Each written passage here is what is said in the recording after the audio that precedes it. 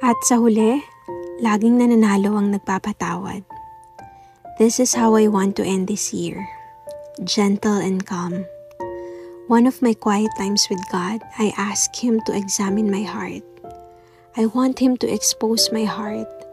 Kasi alam kong hindi ko maipapanalo ang mga bagay na hindi ko binibigay sa Kanya.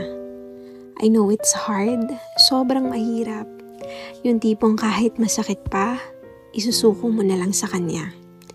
Pero I suddenly realized that at one point, I was also in the same exact position who needed the grace and forgiveness. And guess what?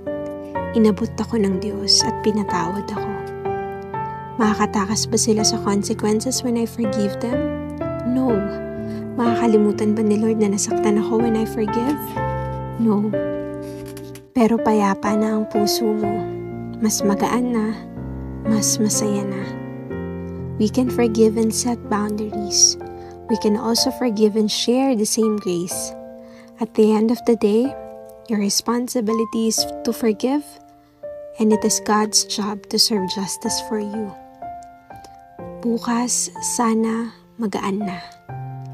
Mas magaan ka ng tingnan sa mata at malaya ng masasabing, pinapatawad na kita. With love and prayers, M.